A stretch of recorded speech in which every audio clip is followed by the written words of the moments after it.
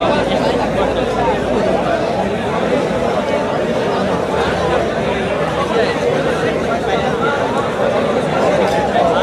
সরাসরি যুক্ত আছি আমি শাহাদাত হোসেন কিফাত বুয়েট ক্যাম্পাসের ছাত্র কল্যাণ পরিদপ্তরের ঠিক সামনে থেকেই সম্প্রতি কিছু রেডিট স্ক্রিনশটে দেখা যায় বুয়েটের ত্রিপলি বিভাগের 21 ব্যাচের শিক্ষার্থী শ্রীশান্ত রায় নামক এক শিক্ষার্থী নারীদের নিয়ে চরম কুরুচিপূর্ণ মন্তব্য করেছেন।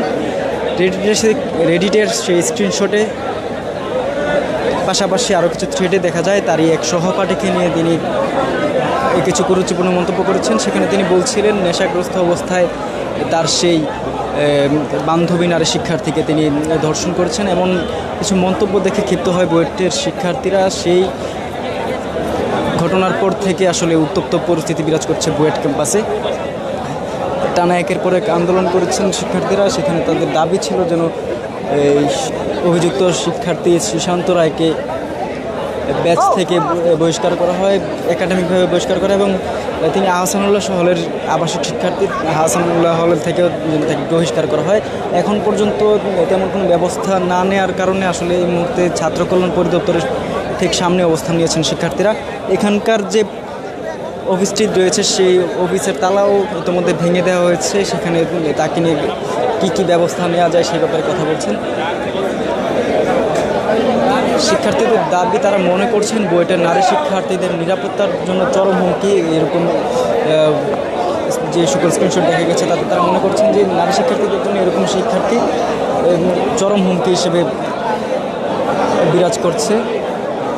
এর মধ্যে সিএসবি থেকে বহিষ্কার করছেন, অর্থাৎ তার ব্যাচ থেকে এবং তার সংগঠন থেকে তাকে বহিষ্কার করার কথা বলা হয়েছে। তার সাথে আহসানুল্লাহ হলের প্রবেশকৃতের মধ্যে জানানো হয়েছে তাকে একাডেমিকভাবে রেস্ট্রিকেট করার জন্য তীব্র বুয়েট প্রশাসনের কাছে অফিসিয়ালভাবে আবেদন করার কথাও জানা গেছে। তবে এখন পর্যন্ত কোনো ধরনের ব্যবস্থা নেওয়া হয়নি। আমরা কয়েকজন শিক্ষার্থীর সঙ্গে কথা বলছিলাম, তারা বলছিলেন যে কিছুক্ষণ আগেই তারা ক্যাম্পাসে আন্দোলন করছিলেন যেন অভিযুক্ত শিক্ষার্থীকে শাস্তির আওতায় আনা হয়। তবে তারপর পরবর্তী কিছু সময় পুলিশ নিয়ে অভিযুক্ত শিক্ষার্থীর বাবা এখানে হাজির হয়েছেন এবং তিনি শিক্ষার্থীদের হুমকি দিচ্ছিলেন যে এই ব্যাপারে যদি কোনো ধরনের বাড়াবাড়ি করা হয় তাহলে প্রত্যেককে জেলে ঢোকানো হবে। এরকম হুমকির পর থেকে আসলে পরিস্থিতি আরও উত্তপ্ত হয়ে যায় এবং শিক্ষার্থীরাও সরাসরি ছাত্র কল্যাণ পরিদপ্তরের ঠিক সামনে এসে অবস্থান নেয় এবং এখানকার যে পরিদপ্তরের অফিসটা রয়েছে সেই অফিসে তালা ভেঙে দেয়।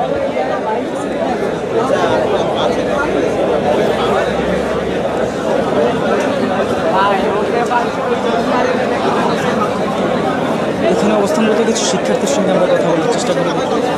আজকে আপনাদের অবস্থানের কারণটা যদি একটু জানান। আমাদের সাথে না ভাই, অন্য কারোর সাথে একটু কথা বলবো। সামনে সামনে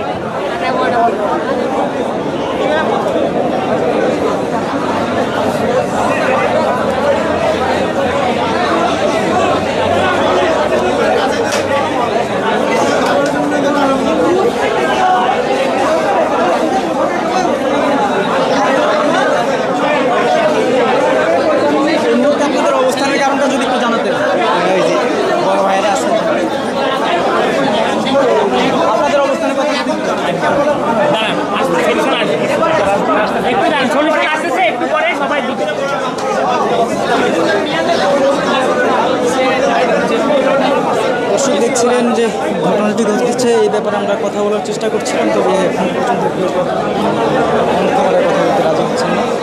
তারা বলছেন যে এখন কিছু সমাধান হয়তো জানা যেতে পারে এবং সমাধানের পর তারা কথা বলবেন।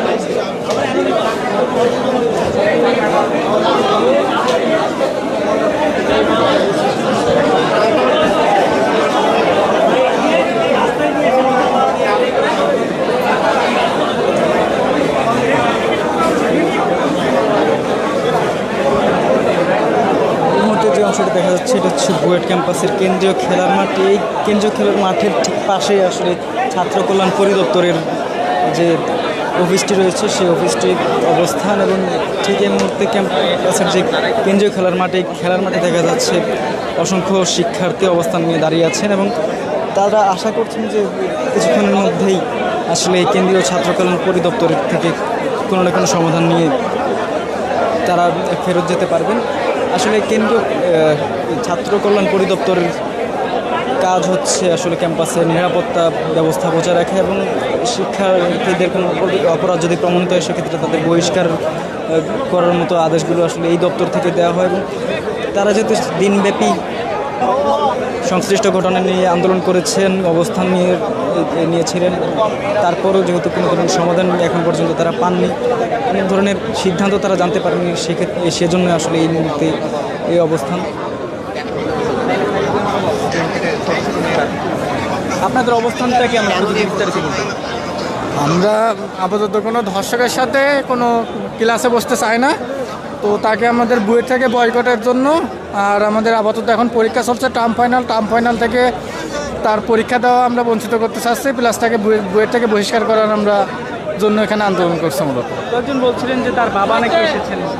হ্যাঁ, তার বাবা ডিএসডব্লিউ রুমে আছে, আর আমাদের বড় ভাই প্রতিনিধি দল ওনারা ওর ভিতরে আছে, সেটার বিষয়ে কথাবার্তা চলছে। তার বাবার পক্ষ থেকে আপনারা কোনো হুমকি পেয়েছেন? তার বাবা ছিল মূলত তাকে নিতে, যে মানে বলতে চাচ্ছে যে মানে যথোপযুক্ত এখনও নাকি প্রমাণ পাওয়া যায়নি এরকম কিছু, কিন্তু আমাদের ভাইদের কাছে যত প্রমাণ আছে ওনারা সেই বিষয়টা নিয়ে এখনও তর্কাতর্কি করছে ভিতরে। প্রমাণগুলো আসলে কি যদি একটু জানাতেন আমাদের বড় ভাইরা আছে ওই সাইডে, বড় ভাইদের কাছে বিস্তারিত তথ্য আছে, ওটা ওনাদের কাছে শুনলে বেটার হয়। মানে ওনারা পাবলিক করে না এখনও জিনিসটা, মানে অনেক আউল ফাউল কথাবার্তাও লিখছে, তো ব্যাপারটা একেবারে ওনারা পাবলিক করে না, ওনাদের কাছে পোস্টগুলো আছে, মানে বড় ভাই কিছু প্রতিনিধি আছে ওনাদের কাছে বিষয়টা আরও বিস্তারিত জানতে পারে।